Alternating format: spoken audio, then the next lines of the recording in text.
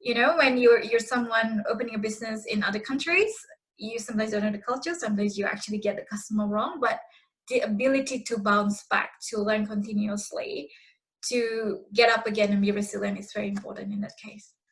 Hi everyone, welcome back to my channel Asian Fempreneur.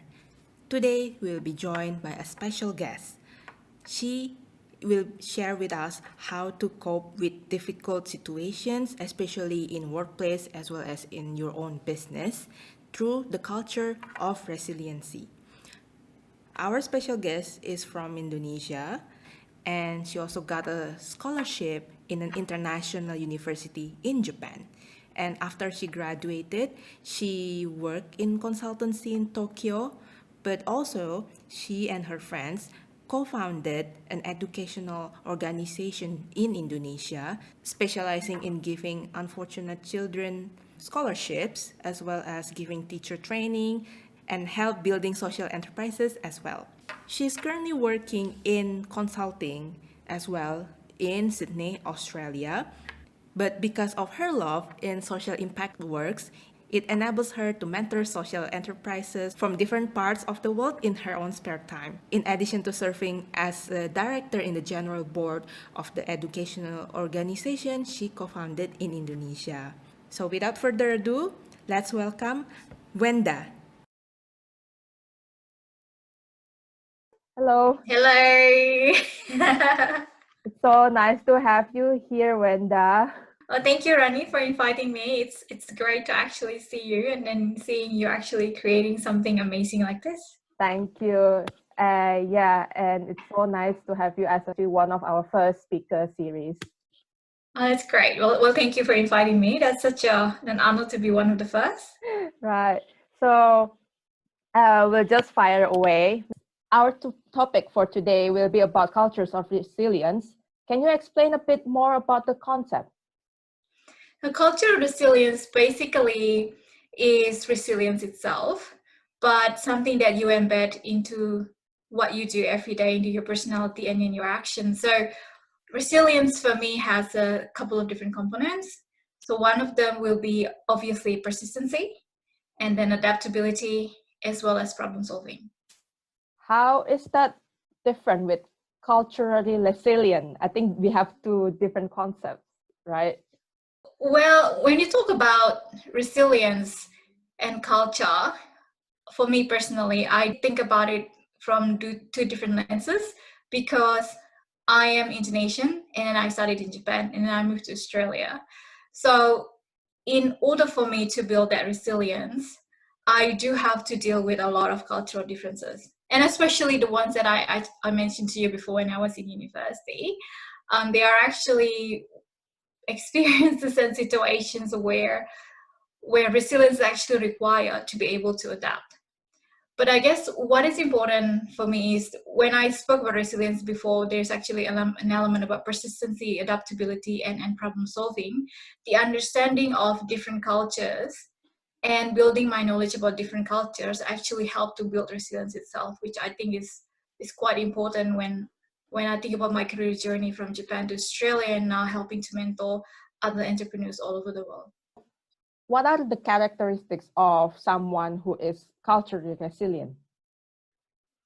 The common characteristics, obviously, you need to be resilient, a resilient person. So again, that will be persistency, adaptability, problem solving, and then in those three pillars, you actually have the things called composure. So staying calm, although you actually have problems, knowing yourself, and also about the knowing yourself thing. There's actually a very interesting thing that I've learned since I was very small. You need to be able to understand yourself first before you actually embrace other cultures and try to blend in with other people. So if you've heard about the philosophy of the bamboo is actually able to bend, but it doesn't break. So that's the same concept that I actually implement towards myself, and I actually share with others, that to be someone who's culturally resilient, first know yourself, and then you learn other cultures. And then you actually try to have the empathy, which is actually to understand how other people think, how other people feel, and how to respond or to action towards that situation with appropriate manner without losing your identity. So I guess that concept is very much important for me when I deal with different situations at work, personally, and then when I mentor people in social impact projects and other social enterprise projects as well. Have you ever faced difficult situations or people that is culturally challenging? Well, that's an interesting question. Obviously, there are many. In uni, there are several. At work, there are several. The recent ones that I can remember. So there's one situation at work where I had to have a staff member who is coming from a different culture. He's a male, and then he's older than me. And when we work together, well, I think it's his first time to actually come to Australia and work together in a team, and he was feeling uncomfortable for a couple of weeks. I thought, why is this different? And then, am I doing something wrong? And I actually told him, let's have a coffee. And we had a coffee. And interestingly, I said, just be honest, what's going on? Why do we actually have this miscommunication? And he told me, well, if I tell you, don't be offended. I said, yeah, that's fine. And he said, he has like over like 15 to 18 years experience that in my career, in my life, I never have a female boss, a female manager. So when I have to deal with someone who is a female and a manager of mine, he actually feels awkward because in his culture, that's not the case. But now he is actually in Australia, obviously he needs to adapt. So I said, well, that's fine. Let's actually try to work it out like we are equal. So obviously he has more experience than me at that time. And then I said, let's actually try to adapt. I do have the Australian context and the knowledge of the technical knowledge of the project, but obviously you have more years in your CV. Then if I actually do something that you think needs to be improved, you need to tell me. The same thing, I do the same thing to you as well. And after 2-3 weeks, the situation is becoming better. And at the end of the project, we actually did well. That's actually a bit shocking because even though I come from Indonesia, no one has ever told me like that before. Mm-hmm. But I never thought that someone would actually say, I never work with a female manager or a female boss. So he felt awkward. Mm. Yeah, but actually we solved it. We solved it okay after that. So that's one of the many. There are other things as well. Obviously gestures. People try to imitate some cultures and it actually didn't really work. So I always tell people, if you're not feeling comfortable or it's a new culture for you, just be honest, and then tell people this is you. Don't try to be a copycat, and then try to adapt. Another thing that I actually I learned since I was in university, I come from a culture where drinking is not really common. So I'm not used to people drinking alcohols, either in uni or at work. And then I remember one of the sensei in uni told me, you don't have to change. You don't have to pretend that you like drinking to be able to be accepted socially. So one way to actually avoid this misunderstanding, usually when people invite me, I say, I'm sorry, I'm not so used to drinking, so I can't drink that much, or I can't actually really take alcohol. And then they understand that. And then we just get juices, I just get tea, and then I still can chit chat with them. And it's the same thing in the business situation. So everyone who actually interact with me, they know that, oh, she actually doesn't take alcohol, but that doesn't mean I cannot hang out after work, or I cannot actually go to business functions. And they appreciate that. And I don't feel obliged that I have to drink just to be able to adapt. So that's what I'm saying. Just be like a bamboo. You actually have to stay true. You try to mingle with people. And in my case, I actually mingle in business functions, but it doesn't mean that I have to actually just do like what other people do. There are actually other ways and different alternative ways to actually adapt with those situations. Have you ever faced a situation where, in this case, it's good that the people actually realize you cannot drink and okay, they accept it. But what Yeah. about those cases where, however, you refuse, but then they said, "Oh no, just drink, just drink." Like they keep pushing it to you. Like what happened with, if you see in drama, in Japanese drama, like usually they cannot refuse their seniors and their yeah. yeah. We know already in social situations, yes, that may happen. But again, because I explained it from the very beginning, I don't remember a situation where I was forced until that point that let's drink. It's okay, just drink. No, even when I was actually in Korea, I actually spent some time in Korea to do some research. And as you know, in Korean culture, the seniority thing matters. So they keep on pushing you to drink. They even have alcohol in from very early in the evening until very late at night, right? But they appreciate it. And then when they push, I said, I'm sorry, I just can't drink. And then I said, oh, I can have more apple juice or more cranberry juice. And then they just laugh. And then I try to bring some humor into it. So when you bring some humor, when you actually try to be friendlier and make them understand, usually people just accept it. They just want to be friendly to you. In my case, that's what I feel. They just want to be friendly to me so that they say, let's drink, blah, blah, blah. But once you bring the humor, once you actually show them that we're friends, we're actually having good relationships, we're actually having good time, then that's it. It just becomes a normal thing. It's just another gathering at night without alcohol for me, but they can drink, that's fine. What tips would you give to succeed in a culturally different environment, whether it's for those who are working in a corporate job or those who own business? Well, I guess again, repeating the concept before, it's about having a good characteristic of resilience and also have the lens of cultural intelligence on the top of the resilience. When we talk about resilience itself, obviously you need to build your adaptability. That is very important. For me, it actually means how I understand others, how I try to see what are other people doing and interpret it as much as I can without causing misunderstanding. And also to have that knowledge, so cultural knowledge is very important. I do my homework without lying. I actually do my homework before I go to business meetings or mentor people. For example, I have someone that I speak from a country in Africa, and then before I go to the session and then see what his business is, I obviously need to understand what that particular country in Africa looks like, what are the cultures. I do the reading, I do my homework, I research, and then I go, and then I try to put that lens when I actually talk to that person.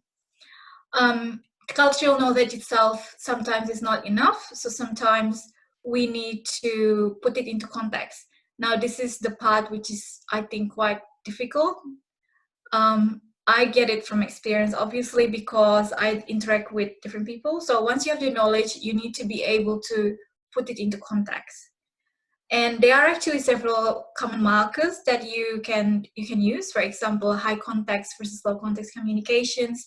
You have people who are indirect and direct feedback and so on. And those things are actually very useful in my case when I deal with business situations or mentoring entrepreneurs.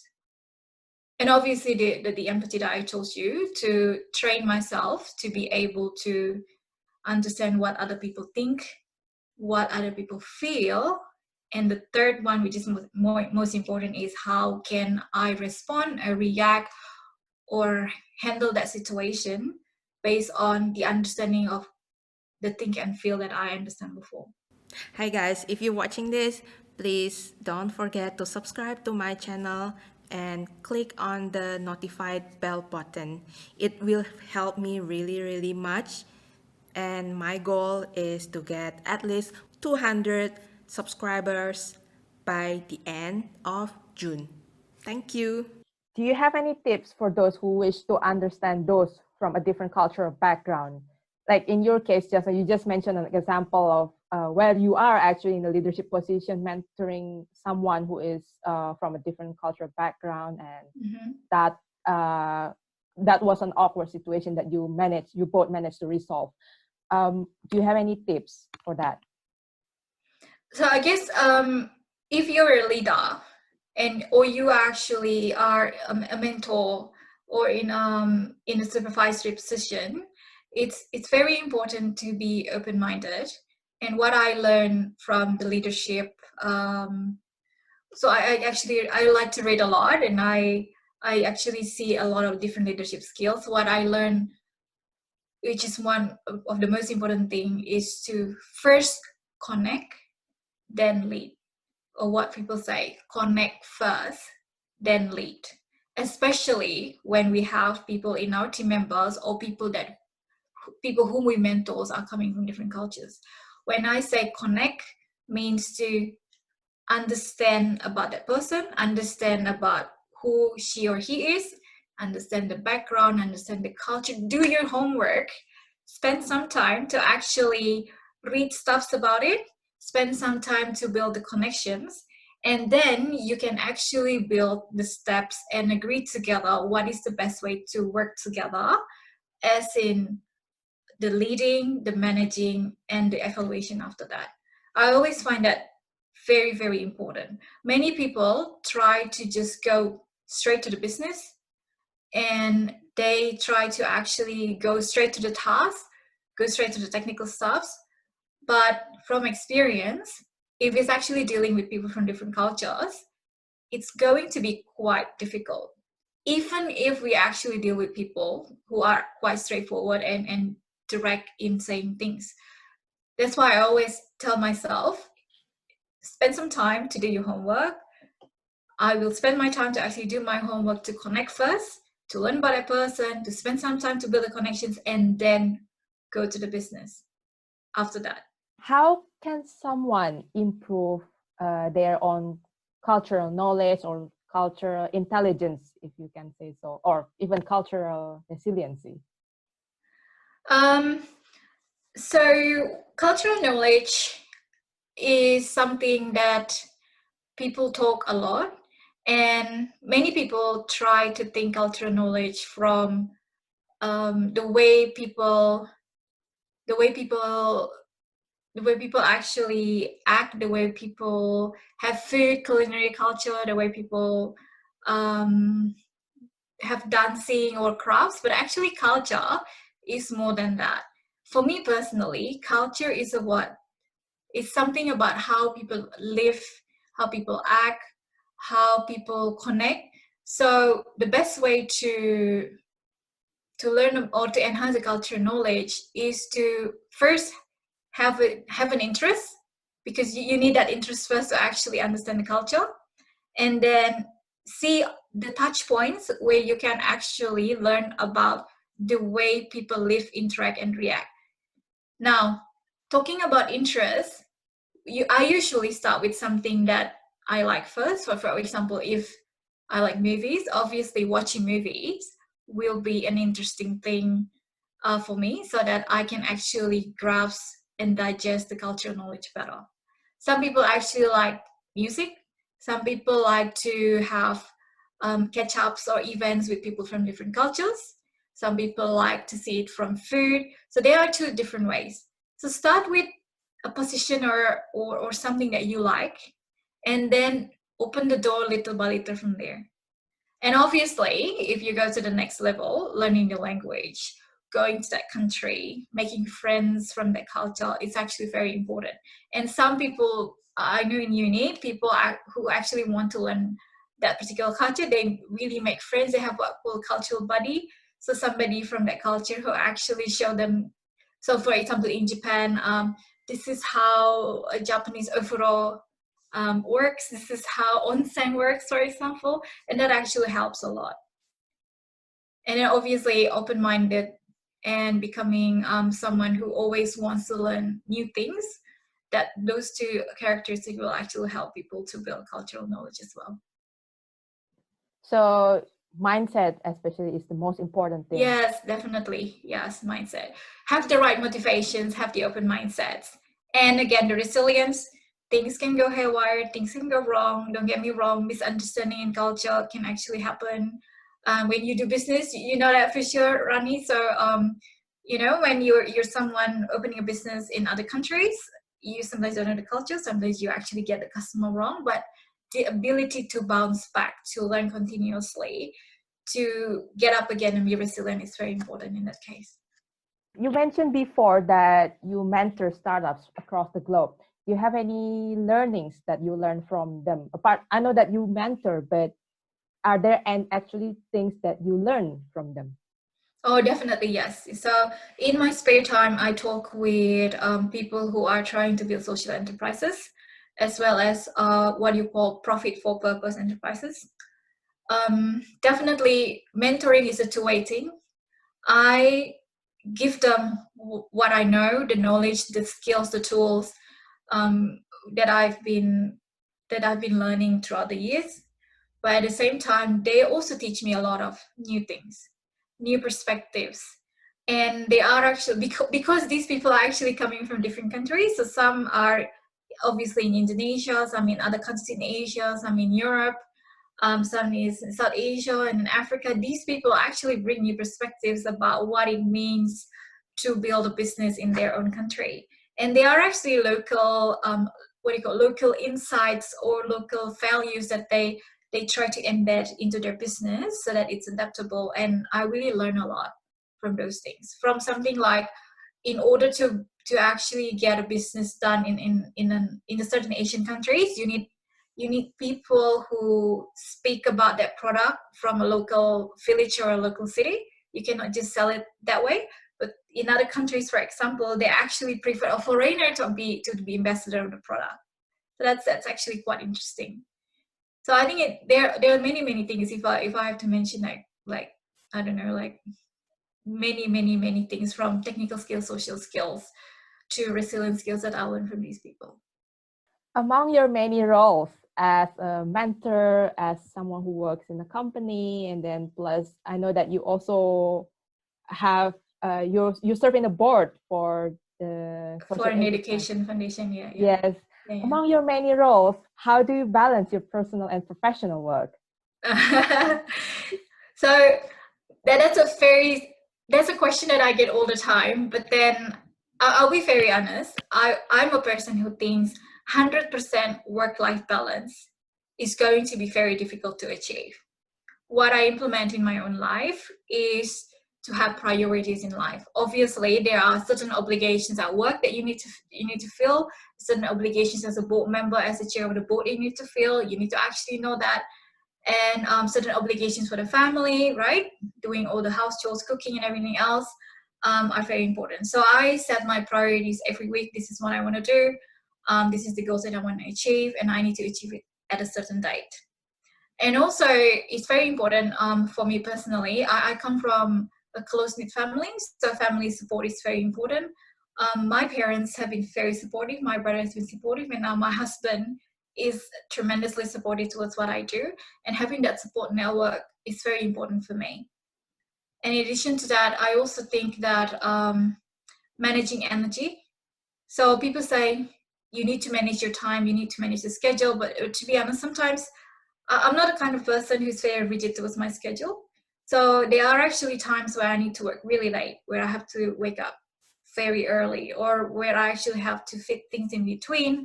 But what's important for me is how I keep my energy level up to a certain quality so that I can deliver the job well. And obviously, when it comes to like vacation times and movie time or me time, a hot bath or something, that is something that I appreciate as well. So again, it's about managing priority, having the right support network. Don't push yourself. There's nothing like 100% balance. There's no 100% perfect. And last one is to manage your energy well. Thank you for sharing all that. I guess we pretty much cover most of the questions already. Oh, that's good. So thank you, Rani, for inviting me. I hope our talk could actually help to share something useful for you and for the audience. Thank you, and I'm pretty sure it will be, because I think this time, especially that topic about culture, especially in terms of resiliency and understanding other people, is pretty much important these days. Yeah, I know. Oh, by the way, I actually got this. You see that? Ah, the bamboo. Yes, I actually teach kids. I teach kids online, and I also have I have my own personal project where I give free materials for online to the web for kids to learn at home because of the COVID-19.